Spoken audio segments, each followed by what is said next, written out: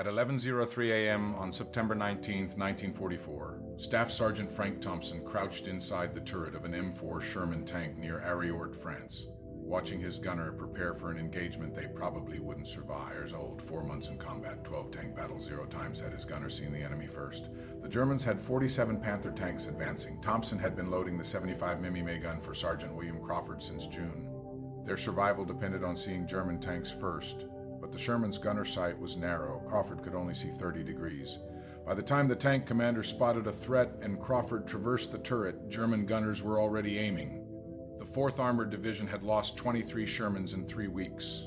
The first loader Thompson lost was Corporal David Kozlowski, September 7th, Chicago steel mill worker, trained together at Fort Knox. His Sherman took a Panther round at 300 yards. The German gunner spotted them from a tree line, aimed, fired. The shell penetrated the turret. Propellant charges ignited. Kozlowski was loading, died instantly. His body stayed in the burning tank for 3 hours. The second loader was Corporal James Martinez, September 16, Thompson's best friend. They had survived Normandy together, talked about opening a garage after the war. Martinez's Sherman engaged 3 Panthers near Bison Lake, destroyed 1. A second Panther flanked them, fired from 900 yards. The round went through the turret side. Martinez was pulling a shell. The German round hit him directly, killed instantly. Martinez's tank commander came to Thompson 2 days later. Said if they'd seen that Panther 3 seconds earlier, Martinez would still be alive. The officer was crying. By mid-September, Thompson had watched 11 loaders die, every single one of them, because their gunners couldn't see threats fast enough. German tanks had better optics. American crews were brave, but you can't fight what you can't. Thompson studied how engagements developed. Same pattern every time. German tanks spotted Shermans first, took time to aim, fired accurately, hit first. Some crews survived, most didn't. The problem wasn't the gun. The 75 mm could kill Panthers. The problem was seeing the target first. Crawford was good, but he could only see 30 degrees. Not enough. Thompson needed to give Crawford more eyes, needed him to see threats instantly, not after the commander called them out. Right now, every second was the difference between loading another shell and dying like Martinez. The solution came the night before, simple. A mirror from his shaving kit, 3 by 4 inches, standard issue, mounted inside the turret. Crawford could see behind them without turning, see flanking threats, see what the commander saw. Completely illegal. Modifying equipment without authorization meant court-martial. But Martinez was dead. Kozlowski was dead. 11 loaders were dead. Thompson didn't want to be 12. He would install the mirror tonight, test it tomorrow. Either it worked or he died trying. Thompson worked alone that night. The maintenance area was quiet after dark. Most crews had gone to sleep. Only sounds were distant generators and insects hitting the overhead lights. The air smelled like engine oil. September nights in Lorraine were cold. Thompson could see his breath. He pulled his tool bag from under his bunk. Inside, a small mirror, wire cutters, pliers, steel wire salvaged from destroyed equipment, a flashlight with a dying battery. The Sherman sat in the maintenance line about 50 yards away. Thompson walked toward it, boots crunching on gravel. Nobody challenged him. Night maintenance was normal. He climbed into the tank through the loader's hatch. The turret was cramped. The flashlight beam bounced across metal surfaces, ammunition racks, the breech. The gunner's seat where Crawford would sit tomorrow. Thompson needed to mount the mirror where Crawford could see it without moving his head from the gun side. The position had to be perfect, too high and useless, too low and it would interfere. He tested multiple positions, hands shaking, not from cold, from fear. He settled on a spot 12 inches left of Crawford's seat, mounted at a 45-degree angle. The mirror would reflect everything behind the tank. Anything approaching from the rear or flanks, Crawford could see it instantly. Just a quick glance. 3 seconds, that's all they needed. Thompson cut 4 pieces of wire, bent them into brackets, drilled holes into the turret wall. The drill bit screamed against armor. He stopped off and listened. No one came. The installation took 40 minutes. His hands slipped. The flashlight rolled away twice. Each noise made his heart race. If an officer caught him, he'd be charged. Destruction of government property, unauthorized modification, disobeying orders. Punishment could mean prison, but Martinez was dead. Kozlowski was dead. Tomorrow, he would either load shells or burn alive. The mirror might give them 3 seconds. 3 seconds to see, 3 seconds to aim, 3 seconds to fire first, 3 seconds to live. He secured the mirror, adjusted the angle, sat in Crawford's position, looked through the main sight, then glanced left. It worked. He could see both views at once, front and rear. The system was simple but powerful. Thompson cleaned up, wiped away metal shavings, made it look as normal as possible, then climbed out, walked back, didn't sleep, just lay there, waiting for morning. Thompson didn't sleep. He lay on his bunk, staring into the darkness, listening to engines being checked, tools clanking in the distance, men whispering about tomorrow. Every sound reminded him of one thing: morning meant combat, and combat meant death. Unless the mirror worked before dawn, the battalion came alive. Engines roared to life one by one. Cold air filled with exhaust smoke. Men moved quickly. Equipment, loading ammunition, preparing for another push into German-held territory. Thompson climbed into his Sherman. Same cramped turret, same smell of oil and metal, same gun that had already seen too much death. But now, there was something new. The mirror, mounted just left of Crawford's seat, small, almost invisible, but it might change everything. Crawford climbed in next, sat down in the gunner's position, adjusted his sight, didn't say anything. For a moment, Thompson thought maybe he hadn't noticed, or maybe he was ignoring it. The tank commander dropped into position above them. Driver and assistant driver took their places in the hull. 5 men inside a steel box, 30 tons of armor. Moving toward German lines, the battalion rolled out. 18 Shermans spread across farmland, fields stretched in every direction, tree lines in the distance, low hills to the north, perfect ambush territory. Exactly the kind of place where Panthers waited. Thompson loaded the first round, armor piercing, slid it into the breech, locked it in, tapped Crawford's shoulder ready. His hands were steady, but his heart wasn't. They moved slowly, carefully. Every crew knew what was coming. German tanks would strike first. They always did. The radio crackled, movement ahead, German armor, Panthers, distance too far for accurate fire. Spread out, take position. Wait, Thompson Sherman moved behind a low ridge, hull down. Only the turret exposed, the safest position they could get. Silence heavy, tanks heavy, one waiting, watching. Crawford scanned the battlefield through his sight. 30 degrees, that's all he had. 30 degrees between life and death. Thompson kept glancing at the mirror. It reflected empty ground behind them for now. Then the first shot. A Sherman fired somewhere to their right. The sound thundered across the field. The battle had begun. Crawford fired next. The gun recoiled hard. Smoke filled the turret. Shell casing ejected. Load.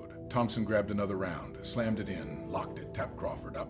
Everything moved fast now. Shots echoing, engines revving. Command shouted over the radio. Then something changed. Crawford froze for a split second. Then his voice came through the intercom. Sharp, Panther, left rear, 800 yards. Thompson's blood ran cold, left rear. That meant one thing. They were being flanked.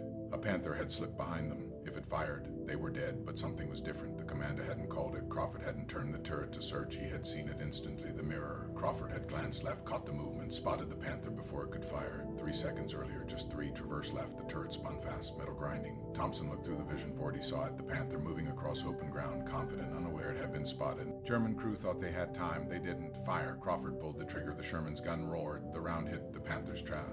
But enough. The German tank stopped. Stuck. Load. Thompson was already moving, another round in, fast, faster than ever before. The Panther tried to react, turret turning, trying to aim, but it was too late. Fire, second shot, direct turret side, penetration. The Panther shook violently, smoke poured out, hatches open, crew jumped out, running. The tank was finished. Silence hit Thompson for a second. Not complete silence. The battle was still raging, but inside the turret, something changed. They should have been dead. That Panther had flanked them perfect killing distance, had the advantage.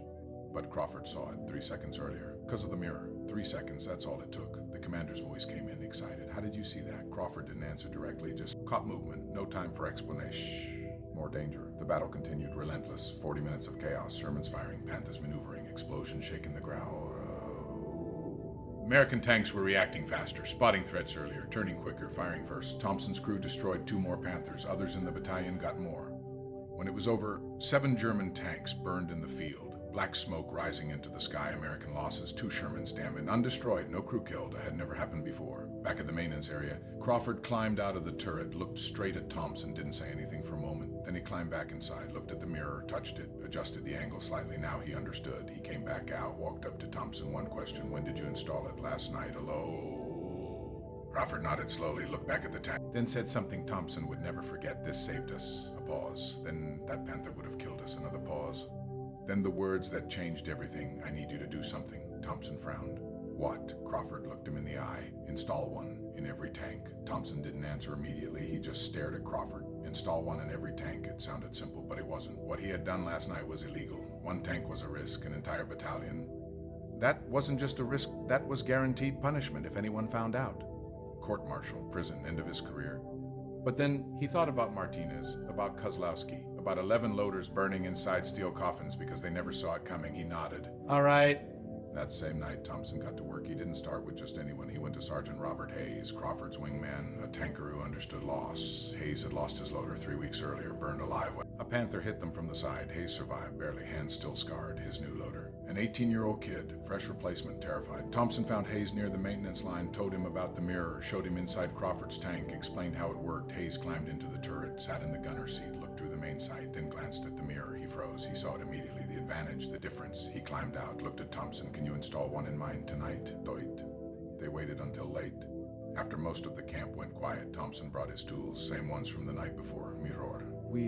Pliers, drill. Hayes stood watch, listening for footsteps. Also, anyone who might ask questions. Thompson climbed into the second Sherman. This time, he knew exactly what to do. Position. Angle. mounting, everything. No hesitation, no second guessing. The drill still screamed against the armor, but faster, more controlled. 35 minutes, tested it, sat in the gunner's seat, checked the main sight, then the mirror. A slow grin spread across his face. Perfect. He climbed out, looked at Thompson. How much? Thompson shook his head. Nothing. Hayes frowned. Come on, you spend time, tools. Thompson cut him off. Just don't get killed. Silence. Hayes nodded. He understood. That was the payment. The next day, Hayes' tank went into combat. 4 Panthers. Open ground. Dangerous fight. But this time, something was different. Hayes' gunner spotted movement in the mirror. 2 Panthers trying to flank. Before they could fire, before they could even aim, Hayes' crew engaged, destroyed both.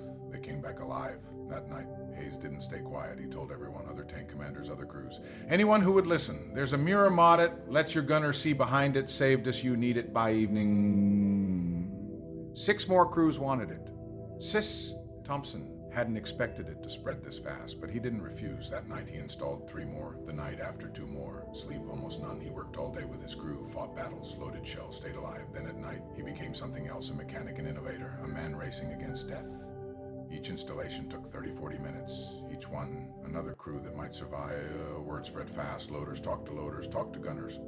Commanders started asking questions. Have you heard about the mirror? Does it actually work? Who's installing them? Some were skeptical, most weren't, because they'd see what happened. Fewer tanks burning, more Panthers destroyed. Something had changed. By September 25th, Thompson had installed mirrors in 14 Shermans. 14 he was exhausted, running on maybe 4 hours of sleep a night. Hands cocked, fingers soda, eyes burning. But crews were surviving, and that was enough. The numbers told the story before. We're losing 2 Shermans for every German tank destroyed. Now, they were destroying 5 Panthers for every Sherman lost. That wasn't luck, that was the mirror. But someone else noticed too. Lieutenant Colonel Creighton Abrams. The battalion commander. Abrams was sharp, aggressive.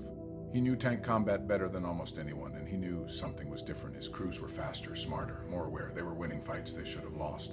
But he didn't know why, so he decided to find out. September 27th, inspection day. Abrams walked down the tank equipment, talking to crews, looking for answers. Then he climbed into Thompson's Sherman, looked around the turret, standard layout, nothing unusual, until his eyes stopped the mirror, mounted beside the gunner's seat, crude, wire brackets, obviously not factory equipment. Abrams pointed at it. What is that?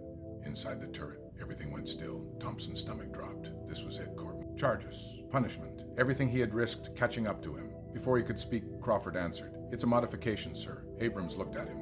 Authorized? Crawford didn't hesitate. No, sir. Silence. Thompson could feel his heartbeat in his ears. Abrams stepped closer, looked at the mirror again, studied it. What does it do? Crawford pointed. Lets me see behind the tank without turning. Another pause. It saved us twice this week. Abrams didn't say anything. He just kept looking. Then he climbed out of the tank, walked to the next one, climbed in. Another mirror, same position, same angle. Then the next tank, another mirror, and another. Abrams moved down the entire line, tank after tank, each one the same modification. By the time he finished, he understood. This wasn't random. This was organized. Someone had done this to multiple tanks without permission. He called Thompson over. Did you install these? Thompson didn't hesitate. Yes, sir. How many? 14, sir. How long does it take? About 40 minutes. What materials? Salvage wire, standard mirror, no requisition. No, sir. Completely unauthorized? Yes, sir. Silence again. Every second felt like a lifetime. Thompson stood at attention, waiting for punishment, for orders, for everything to fall apart. Abrams looked at him long, carefully, then asked one more question. How many tanks don't have it? Thompson swallowed. 23, sir. Abrams nodded slowly, and then he said something no one expected. You have 48 hours. Thompson blinked. Sir, Abrams stepped closer, voice firm. Install mirrors in every tank. A pause. That's an order. Silent shock. Disbelief. Abrams continued. I'll handle the paperwork. Another pause. You focus on keeping my crews alive. For a moment, Thompson thought he misheard. You have 48 hours. Install mirrors in every tank. That's an order, not punishment, not arrest. Not commission. Everything changed in that instant. Thompson didn't waste a second. Yes, sir. Abrams walked away like it was nothing, but every man standing there knew this was not normal. Unauthorized modification turned into official strategy. That night, the operation began. Not 1 tank, not 14. 23 Shermans in 48 hours, impossible under normal conditions, but this wasn't normal. Crawford gathered crews. Hayes brought in volunteers, loaders, mechanics, even drivers. Anyone with steady hands. Thompson became the center of it all. He didn't just install anymore, he taught. Fast, clear, no wasted words, angle matters, too high useless, too low blocks movement, 45 degrees no mistake, secure it, tight it, can't shake loose in combat. Men repeated the process over and over, drilling, wiring, adjusting, testing. The maintenance area stayed alive all night, no one slept, no one complained. Because everyone understood this wasn't just equipment, this survival. By sunrise, 8 tanks done. By the second night, 15 more. Every Sherman in the battalion now had a mirror. Total time. 42 hours, 6 hours ahead of deadline. Abrams returned, walked the line again, climbed into random tanks, checked positions, Anglis, stability, every single one installed correctly. He stepped back, looked at Thompson. Good work, simple words, but in the Army, that meant everything. Then came the real test, September 30th. Orders came in. Advanced toward a German-held ridge near Arracourt, the same kind of terrain, open ground, tree lines perfect for ambush, but this time, the entire battalion had the mirror. Every gunner, every crew, every tank had eyes they never had before. The Shermans rolled out, engines roaring, tracks grinding through mud. Thompson sat in the turret, same position, same job, but something felt different. Confidence, not certainty. War never gave that, but confidence that they wouldn't die blind. Battlefield, fog covered the ground, thick, heavy. Visibility, barely 300 yards. Perfect conditions for German tanks. Panthers loved this. They could hide, white, strike, disappear. Before, this would have been a nightmare now. It was just another fight. The first contact came fast. A Sherman on the left flank reported movement, not through the main sight, through the mirror. Panther rear approach, instant reaction, turret turned, gun fired. The German tank never got a shot off. Destroyed before it even fully emerged from cover. Then, more contacts. 2 Panthers trying to flank from the right. Spotted early, engaged, destroyed. Another Sherman caught movement behind them. A Panther sneaking through fog. Before that tank would have been lost. Now, the gunner saw it instantly. Fired, direct hit, battle after battle, same pattern. German tanks tried to flank, but flanking no longer worked. Every movement, every shadow, every shift in the fog, caught by the mirrors. Battlefield changed, not because of bigger guns, not because of thicker armor, but because of awareness. By midday, the results were clear. German losses, 12 Panther tanks destroyed. American losses, 1 Sherman damaged, 0 destroyed. Citto. That number spread fast. Officers couldn't believe it. Tank crews didn't understand it, but they felt it. They were surviving for the first time. They weren't just targets, they were hunters. Back at command, reports started stacking up. Enemy flanking attempts neutralized. Early detection increased engagement success. Crew survival rates improved significantly. One line kept appearing over and over, gunners reporting improved rear visibility. Higher command noticed. Questions started coming down. What changed? What are you doing differently? Abrams had the answer, but he didn't send a long report, didn't write pages of analysis. He sent one simple message. Field modification, improving situational awareness. That was it. No explanations, because sometimes results spoke louder than words.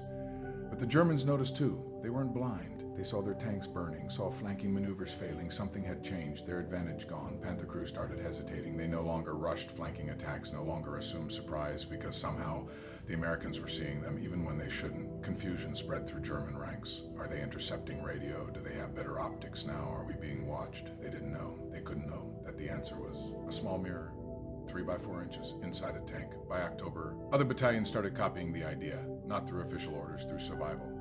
Crews talking to crews. 4th Armored is doing something they're not getting hit like before. They're spotting everything, and slowly, the idea spread. Not as a command, but as a necessity, because in war, anything that keeps alive becomes truth. Thompson kept working, still a loader, still fighting, still risking his life every day. But now, every time he loaded a shell, he knew something. He had changed something bigger than himself, not just his tank, not just his crew, but the battlefield. By early October, the mirror was no longer just a secret inside one battalion. It had become a pattern, a quiet revolution spreading across the battlefield. It didn't move through official channels, no orders, no blueprints, no factory instructions. It moved the way real battlefield innovation always does, from soldier to soldier, crew to crew. A mechanic from another armored unit visited the 4th Armored Division during a resupply stop. He climbed inside one of the Shermans, saw the mirror, asked questions. Thompson showed him no hesitation, no secrecy, because by now, this wasn't about rules, it was about survival. 2 days later, that mechanic's entire unit started installing mirrors. Then another division heard about it, then another. Within weeks, hundreds of Shermans had them, each one slightly different, different brackets, different angles, different materials, but same purpose, see first, live. Back at headquarters, the reports became impossible to ignore. Before the mirrors, American Shermans were losing badly in tank-on-tank combat. German Panthers had better guns, better armor, better optics. They saw first, shot first, won. After the mirrors, everything flipped. Now, American crews were spotting flanking maneuvers early, reacting faster, firing first. The numbers told the truth. Kill ratio reverse. From losing more tanks to destroying more than they lost. That kind of change doesn't happen by accident. It forces attention. A formal report was sent up the chain of everything, the mirrors, the installation, the results, and eventually it reached General George Patton. Patton understood tank warfare better than most. He didn't care about how small the change looked. He cared about results, and the results were clear. Seconds win battles, and the mirror gave those seconds. His response was immediate, not a suggestion, not a recommendation, an order. Install in every Sherman, across the entire Third Army. Just like that, what started as an illegal modification became official doctrine. Maintenance crews everywhere got to work. They didn't wait for factory parts. They used whatever they had, shaving mirrors, broken glass, scrap metal, weird. didn't matter how it looked, only that it worked. By mid-October, hundreds of tanks had mirrors. By November, it was everywhere. German intelligence eventually noticed. They inspected destroyed American tanks, found the mirrors. At first, they didn't understand, thought they were personal items, but then patterns emerged. Same position, same angle, same purpose. By the time they figured it out, it was too late. Their tactics, built around flanking, stopped working. Panthers had better armor, still had better guns, but it didn't matter, because now the Americans could see them coming, and in tank warfare, that is everything. The war continued through mud, through snow, through the brutal fighting of late 1944 and early 1945. Thompson stayed with Crawford, still loading, still fighting. The mirror saved them again and again and again. 8 times Crawford spotted flanking tanks early. 8 times they fired first. 8 times they survived. Other crews had similar stories. Men who should have died went home, not because of bigger guns, not because of stronger armor, but because of a simple idea, a mirror. By the end of the war, over 800 Shermans had them. Production lines even started including them. What was once illegal was now standard, and yet the name behind it was missing. Army engineers took credit, reports were rewritten, documents filed, official history changed. It said the system was developed by engineers, not a loader, not a... In the field, Thompson's name nowhere. Crawford tried to fix that, wrote letters, submitted reports, but bureaucracy is slow and war moves fast. The story disappeared, not because anyone hated him, but because no one noticed. After the war, Thompson went home, back to Pennsylvania, back to a steel mill. Same kind of work he did before, I'll admit that.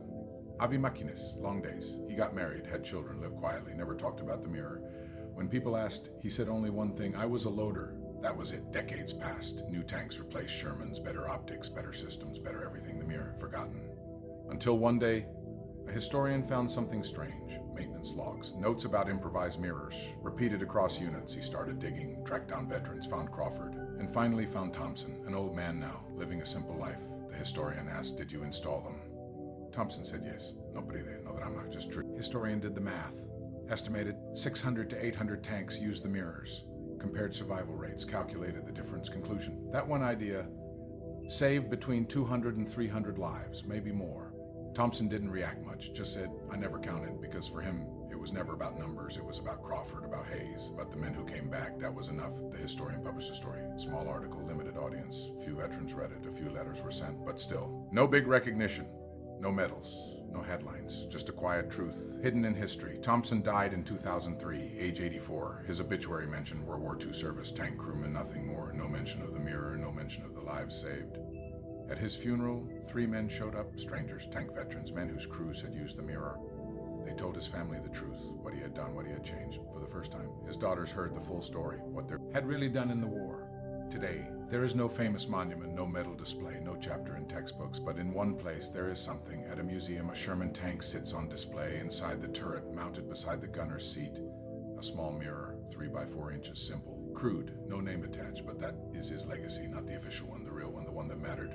Because war isn't always changed by generals or engineers or big inventions. Sometimes it's changed by one soldier who refuses to watch his friends die, who sees a problem and fixes it, even if it breaks the rules, even if no one remembers his name now.